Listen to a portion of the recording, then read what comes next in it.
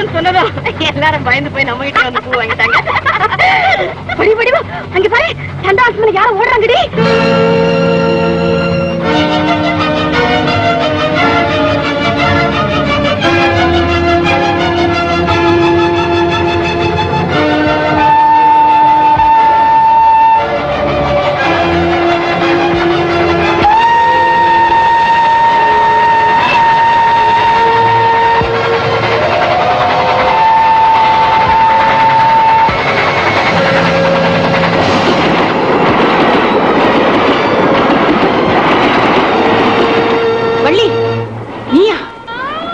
துணிற அளவுக்கு அப்படி உனக்கு என்னடி கஷ்டம் வந்துடுச்சு? இதுக்கு மேலே வேற என்னடி வரணும்? பெத்து வளர்த்த தகப்பன் உயிருக்கு போராடிக்கிட்டு இருக்காரு. அந்த உயிரை காப்பாத்த என்கிட்ட பணம் இல்ல, கேட்காத இடம் இல்ல, கெஞ்சாத ஆள் இல்ல. ஒருத்தர் என் மானத்தை விலை பேசுறான். டாக்டரோ பணம் இல்லாம வரமாட்டேன்னுட்டாரு. அந்த சந்தர்ப்பத்துலதான் சந்தையில பூ விற்க வந்தேன். அங்கேயும் வீதி உன் ரூபத்துல வந்து விளையாடிடுச்சு. அப்படின்னா உன்னுடைய கஷ்டத்துக்கெல்லாம் நானும் ஒரு காரணமா? இதை ஏண்டி முதல்லயே என்கிட்ட சொல்லல? நீ கவலைப்படாத, உன் கஷ்டத்தை நானே தீர்த்து வைக்கிறேன். நீ வீட்டுக்கு போ, டாக்டரை நான் கூட்டிட்டு வரேன். முடிவு நீ தைரியமா போவள்ளி. அந்த டாக்டரை 1/2 மணி நேரத்துக்குள்ள உங்க வீட்டுல கொண்டாந்து நிறுத்துறேன். ஏய் கனகா, வள்ளியே ஜாகிரதையா வீட்டுல கொண்டு போய் விட்டுட்டு போ. வள்ளி பத்திரமா வீட்டுக்கு போ. என் பேர் வடிவு. பக்கத்து கிராமத்துல ஓதுவாரு ரொம்ப முடியாம கிடக்குறாரு. நீங்க உடனே வந்து காப்பாத்தணும். அதான் முதல்ல ஒரு பொண்ணு வந்து கேட்டுச்சு. நான் வெளியே வந்து பாக்கணும்னா என் பீஸ் 10 ரூபாய் கொடுக்கணும்னு சொல்லி அனுப்பிச்சனே. ஆனா பணத்தை பத்தி அப்புறம் பேசலாம் ஐயா. நீங்க முதல்ல பொட்டி எடுத்துக்கிட்டு வாங்க. நான் வரமாட்டேன்னு சொல்லலையே. எனக்கு உண்டான பீஸ் 10 ரூபாய் வச்சிருக்கியா? பணத்தை கொடுக்கலன்னா வரமாட்டீங்க? வரமாட்டேன். இந்த ஊர்ல மிட்டாய் கடை வச்சிருக்கானே லாலா, அவனை தெரியுமா? ஓ, மாச கணக்கா சரக்க போட்டு வச்சுக்கிட்டு வியாபாரமே ஆகாம உட்கார்ந்துட்டு இருக்கிறானே, அவனை சொல்றியா? அது யாரால தெரியுமா? யாரால? என்னால. எப்படி? அவன் கடை வச்சனிக்கு கொஞ்சம் அல்வா ஓசி குடையா சாப்பிட்டு பாக்குறேன்னு கேட்டேன். ஓசில அவன் கொடுக்க மாட்டேன்ட்டான். உடனே என்ன செஞ்சேன் தெரியுமா? ஒரு 8 நாவை உள்ளங்கையில வச்சுக்கிட்டு சரி இதுக்காவது குடையான்னு கைய நீட்டினேன். அவன் காசைதான் தொட்டான், நான் கைய பிடிச்சுக்கிட்டேன். ஐயோ ஐயோ எல்லாரும் வாங்கல, இந்த லாலா என் கைய பிடிச்சு இருக்கிறான் அப்படின்னு சத்தம் போட்டேன். அடிப்பாவி. அப்புறம் கேட்கணுமா? ஊரே கூடி போச்சு. என் பக்கம் ஒரு 50 பேரு, அவன் பக்கம் ஒரு 5 பேரு, ஒரே கலாட்டா. ஆக மொத்தம் லாலா கடைக்கு வயசு பொண்ணுங்க போனா கைய புடிச்சு இழுப்பா அப்படின்னு ஒரு கெட்ட பேர் உண்டாயிடுச்சு.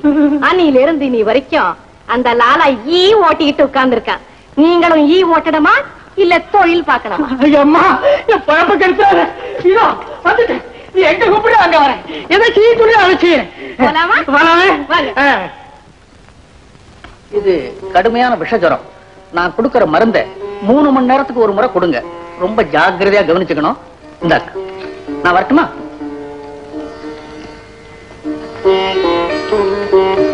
வந்ததுக்கு ரொம்ப நன்றி. அவ்வளவுதானா? அந்த மருந்துக்கு மட்டுமாவது பாத்தீங்களா? மறுபடியும் வேதாளம் முருங்க மரம் ஏறுதே இங்கேயே. ஐயோ வேண்டாம் வேண்டாம், நான் வரேன். வடிவு, இந்த மருந்து முறையான வழியில வந்திருக்காதுன்னு நான் அப்பவே நினைச்சேன். அதனால நடிப்போ ஆபத்துக்கு ஒண்ணும் பாவம் இல்ல. முதல்ல உங்க அப்பாவுக்கு மருந்து கொடு. இல்ல, இந்த மருந்து எங்க அப்பாவோட ரத்தத்துல கலக்கிறதே தப்பு. இது நான் கொடுக்க மாட்டேன்.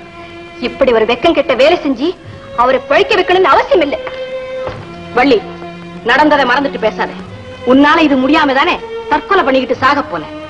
அப்போ சாகிறது மேல நினைச்சேனே தவிர இப்படி ஒரு கேவலமான வழியில போகணும்னு நான் நினைக்கவே இல்லை. இதுல என்னடி கேவலம் வாழுது? வழி வழியா பரம்பரையா மனுஷனுக்கு இருக்கிற பலவீனத்தை சுட்டி காட்டி பயமுறுத்துறேன். இதுல என்னடி தப்பு? இதுதான் பெரிய தப்பு. கோயில் மாடத்தில் இருக்கிற கிளி கோழி குஞ்சு கொத்தி சித்திரவதை செஞ்சா என்ன அர்த்தம்? கிளி அப்படி கொத்துமா? கொத்துதே. மரத்துல பழுத்த கனிய மட்டுமே சாப்பிட்டு வாழ வேண்டிய கிளி மாம்சம் கேட்டா உலகத்துல தர்மம் அழிஞ்சு போச்சுன்னு தானே அர்த்தம். வள்ளி, வடிவு, ஒரு சாதாரண பறவைக்கே இதுதான் தர்மம்னு ஒரு வழி இருக்கு, முறை இருக்கு. ஆனா நமக்கு நீ கொண்டு வந்தது மருந்தல்ல, விஷம். நீ உலகம் புரியாம பேச. நீயும் தானே அந்த டாக்டரை கெஞ்சி கூப்பிட்ட, வந்தானா? நான் மானத்தை மையமா வச்சு அவனை பயமுறுத்தினேன், உடனே ஓடியாந்தா. ஒவ்வொரு மனுஷனும் பயமுறுத்திதான் வாழணுங்கிற அவசியம் வந்தா அந்த நிமிஷமே இந்த பூமி காணாம போயிடும்டி. கோடி பொழைக்க தெரியாதவன் அப்பனை படுக்கையில போட்டுட்டு தர்க்கம் பண்ணிக்கிட்டு நிக்கிறியே, முதல்ல போய் மருந்து கொடு. இல்ல, இந்த மருந்து எங்க அப்பாவுக்கு கொடுக்க மாட்டேன். அப்படி நான் கொடுக்கணும்னா இந்த மாதிரி போக்கிரி வாழ்க்கை வாழ மாட்டேன்னு நீ எனக்கு சத்தியம் செஞ்சு கொடு. என்னது? நான் சத்தியம் பண்ணி கொடுக்கணுமா? உங்க அப்பனை பழைக்க வைக்கிறதுக்கு நான் ஏண்டி நெருப்புல நிக்கணும்? நான் கொண்டாந்த மருந்த விஷம்னு சொல்ற அளவுக்கு நான் ஒண்ணும் தப்பு பண்ணல. இனிமே நீ சத்தியமே பேசி உங்க அப்பாவை பழைக்க வை, பார்க்கலாம். வடிவ வடிவ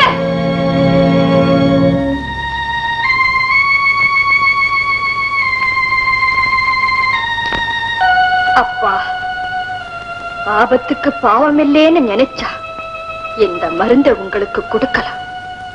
ஆனா எல்லா பாவத்துக்குமே ஒரு நியாயத்தை உண்டாக்கிக்கிட்டே போனா சாவில கூட பெருமை கிடைக்காதுன்னு சொல்ற உங்களுக்கு நான் எப்படியப்பா இந்த மருந்தை கொடுப்பேன்?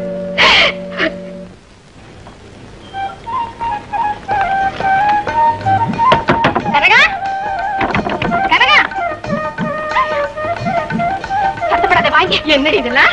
புது புடவை, புது ரவிக்க, கல்யாண பொண்ணு மாதிரி அலங்காரம் பலமா இருக்கே. ஆமா வடிவு, இனிமே நான் கல்யாணம் பொண்ணுதான். எனக்கு இன்னைக்கு நிச்சயதார்த்தம். அப்படியா? மாப்பிள்ளை வீட்டுக்காரங்க எல்லாம் வந்திருக்காங்க. அடி சக்க, மாப்பிள்ளை எப்படி அழகா லட்சணமா இருப்பானா இல்ல என்ன பொண்ணு பார்க்க வந்தானே நாட்டாமக்காரன் அப்படி? சே, அப்படியெல்லாம் ஒண்ணு இல்ல. பட்டணத்துல நல்ல வசதியான இடம். மாப்பிள்ளை ரொம்ப அழகா இருக்காரு. அப்படியா? வா வா வா வா, முதல்ல நான் மாப்பிள்ளைய பார்க்கணும். அந்த ஆளு என் கண்ணுக்கு பிடிச்சிருந்தா தான் நீ இந்த கல்யாணத்துக்கு சம்மதிக்கணும். பாடி. வேண்டாம் வடிவு. ஏன்? இந்த நல்ல காரியம் நடக்கிற நேரத்துல நீ எங்க வீட்டுக்குள்ளேயே வரக்கூடாதுன்னு அப்பா அம்மா கண்டிச்சு சொல்லிட்டாங்க. கனகம், நாம 2 பேரும் வீட்டுக்கு அடங்காம ஊரை சுத்துற போக்கிரி பொண்ணுங்களா. இது மாப்பிள்ளை வீட்டுக்காரவங்களுக்கு தெரிஞ்சா எங்க என் கல்யாணம் நின்னு போயிடுமோன்னு எங்க வீட்டுல எல்லாரும் பயப்படுறாங்கடி. பயப்படுற அளவுக்கு நான் என்னடி செஞ்சுட்டேன்? எவனாவது திங்கிற சோத்துல மண்ணெண்ணி போட்டுட்டேனா இல்ல வாழ குடும்பத்தை கெடுத்துட்டேனா? என்னமோ பிரபாரமா ஊர்ல பேசுறாங்க ஊர்ல பேசுறாங்கங்கறியே, ஊர் எதை தாண்டி பேசல? ஊர்ல பேசுறாங்களா? சரி, மத்தவங்க என்ன பார்த்து பயப்பட்டாலும் நீ பயப்படலாமா? என்ன பத்தி உனக்கு தெரியாது, என் குணம் உனக்கு புரியாது. ஆத்திரப்படாத வடிவு. பொண்ணா பிறந்த நமக்கு பிறந்த ஊர்ல நல்ல பேர் இருந்தா தான் புகுந்த வீட்டுல மரியாதை கிடைக்கும். இத்தனை நாள் நம்ம 2 பேரும் ஒரே கோட்ல சுத்துற பம்பரமா ஆடணும் பாடணும். இப்ப அதுக்கெல்லாம் ஒரு முடிவு வந்துருச்சு. ஆமா வடிவு, எப்ப இருந்தாலும் பொறுப்புங்கிற சாட்டைக்கு பொம்பளை கட்டுப்பட்டு தான் ஆகணும். ஏய், நாம பொண்ணா பிறந்துட்டோங்கிறதுக்காக எல்லாத்துக்குமே கட்டுப்பட்டு தான் ஆகணுங்கிற அவசியம் இல்லடி. வடிவு, இன்னும் நீ புரியாம பேசுற. முட்டையிடுறது பெட்டக்கோழியா இருந்தாலும் ஊரை எழுப்புறது சேவல் தானே. நாம தாண்டி தப்பு கணக்கு போட்டு வாழ்க்கையை வீணாக்கிட்டோம். வடிவு, உன்னை கெஞ்சி கேட்டுக்கிறேன். நான் நல்லபடியா வாழணுங்கிற எண்ணம் உனக்கு இருந்தா தயவு செஞ்சு என் கல்யாணம் முடிகிற வரைக்கும் என் வீட்டு பக்கமே வந்துடாத வடிவு. அடி பாவி, என்ன வார்த்தை சொல்லிட்டேன்? ஒரு கல்யாணத்தை கெடுக்கிற அளவுக்கு நான் கேவலமானவனா? கனகம், இத்தனை நாள் என் கூட பழகியும் என் மனசை புரிஞ்சுக்காம பேசிட்டியடி. பரவாயில்லடி, பரவாயில்ல. இனிமே நான் உங்க வீட்டு பக்கம் தலை வச்சு கூட படுக்க மாட்டேன்டி, படுக்க மாட்டேன். கனகம், உனக்காக நான் மனப்பூர்வமா கடவுளை வேண்டிக்கிறேன்டி. நீ எங்க இருந்தாலும் நல்லா இருக்கணும். போயிட்டு வாடி, போயிட்டு வா. நீ என் கூட பேசுறது யாராவது பாத்துட்டு போயிட்டு வாடி, போயிட்டு வாடி.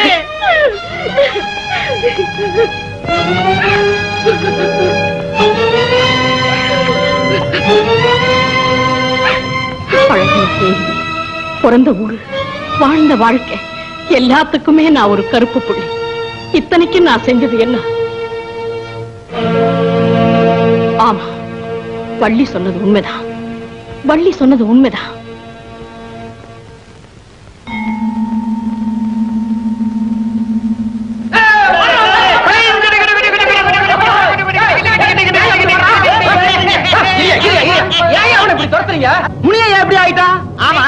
பைத்தியம் பிடிச்சவன் எப்படி ஆவான்? பைத்தியமா? ஆமா, யாரோ இவனை ஏமாத்தி மாந்தோப்பில் இருந்த மாங்காய் எல்லாம் கொள்ளை அடிச்சுட்டாங்க. நாட்டாமக்கார தோப்பாச்சு சும்மா விடுவானா? அபராத்தியம் வாங்கிக்கிட்டு வேலையை முடிய நீக்கி விட்டான். இல்ல பண்ணுவான், அண்ணன் இருந்து பைத்தியமா அலையறான். ஐயோ பாவம். மாமி, ஓதுவார் வீட்டுல ஏன் இவ்வளவு கூட்டம்? காத்தால அந்த ஓதுவார் செத்துட்டார். செத்துட்டாரா? ஆமடி பொண்ணு, இந்த வள்ளி இருக்காளே புரியாதவ. உன் நாட்டம் புத்திசாலியா இருந்தா அவ அப்பா செத்துருக்க மாட்டார். இனிமே என்ன செய்ய போறாளோ? இந்த மாதிரி போக்கிரி வாழ்க்கை வாழ மாட்டேன்னு நீ எனக்கு சத்தியம் செஞ்சு கொடு. என்னது? நான் சத்தியம் பண்ணி கொடுக்கணுமா? உங்க அப்பனை பழைக்க வைக்கிறதுக்கு நான் ஏண்டி நெருப்புல நிக்கணும்? இனிமே நீ சத்தியமே பேசி உங்க அப்பா பழைக்க வை, பார்க்கலாம். நம்ம கவிஞர் பொன்னம்பலம் இன்னைக்கு ஒரு கவிதை அனுப்பிச்சிருக்காருங்க. அத கிழிச்சு குப்பை தொட்டியில போடு. வேண்டாம், குப்பை தொட்டியில போடாதீங்க, நானே வந்திருக்கேன், என் தலையில போடுங்க. அது போடு, ரெண்டு ஒண்ணுதான். எங்க அப்ப என் தலை குப்பை தொட்டியா? ஆமா ஆமா. என்ன பத்தி நானே பெருமையா சொல்லிக்க கூடாது. தமிழ் தாய் தன்னை அலங்கரிச்சுக்கணுங்கிறதுக்காகவே என்ன படைச்சிருக்காங்கன்னு நான் நினைக்கிறேன். தமிழ் தாய்க்கு நீ என்ன மூக்குத்தியா தோட அலங்காரம் பண்ணிக்கிறதுக்கு? என்ன இப்படி சொல்லிட்டீங்க? அப்ப எனக்கு கவிதையே எழுத வராதா? எழுத வராது இல்லடா, கவிதைன்னா உனக்கு என்னன்னே தெரியாதுன்னு நினைக்கிறேன். அடுத்தவங்க எழுதுனா அதை காப்பி அடிப்ப. நீ ஒரு காப்பி பையன். காப்பியா? என்னங்க இது? எப்ப பார்த்தாலும் காப்பி காப்பிதான் சொல்லிட்டு இருக்கீங்க. எப்ப பார்த்தாலும் நான் சொல்றேன், உன்னை பார்த்தா தான் சொல்றேன். ஓஹோ, ஏங்க உங்க பையன் பாக்குறதுக்கு எப்படி இருக்கான்? என் பையன் என்ன மாதிரிதான் இருப்பான். என்ன மாதிரி இருந்தா உங்க குடும்பத்துல தகராறு தானே? எதுக்கு எதை சொல்ற? இல்லீங்க, காப்பி இருக்கணும்ன்ற. இப்ப நம்ம ரவீந்திரநாத் தாகூர் இருக்காரு. இருக்காரா? என்னடா கூட படிச்சவர் மாதிரி சொல்ற? அவர் கூட படிச்சிருந்தா நான் ஏன் உங்களை காப்பி அடிக்கிறேன்? தாகூருடைய மறு பிறவிதான் சுப்பிரமணிய பாரதின்னு சொல்றேன். திலகர் இருக்காரு, அவருடைய நேர் காப்பி தாங்க வஉசி. ராமகிருஷ்ண பரமஹம்சர் அவருடைய காப்பி தான் ராமலிங்க சுவாமிகள். காந்தியோட காப்பிகள் தான் திருவிக்கா. அம்பவானுடைய காப்பி தான் இந்த பொன்னம்பலம். வேண்டா, என்ன காப்பி அடிக்கிறதுன்னே தீர்மானம் பண்ணிட்டியா? எனக்கு வேற வழி இல்ல. வழியே இல்லையா? என்ன கவிங்கன்னா கல்லூரி மங்கானா அழுகுறானே? என்ன என்னங்க பட சொல்றீங்க? அழகான பாட்டு நான் ஒண்ணு எழுதி இருக்கிறேன். சின்னஞ்சிறு கிளிய பொன்னம்மா செல்ல களஞ்சியமே பொன்னம்மா. எப்படிங்க? வேண்டா, நீயே எழுதுன? பாவி பாரதியிலடா எழுதுனா?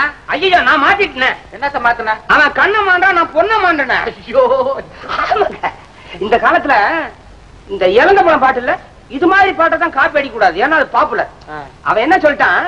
ஏந்த போயும் ஏந்த போயும் அங்க வார்த்தை கிடைக்கல, தாள நிக்குதே, அந்த இடத்த ரொப்பணுமே.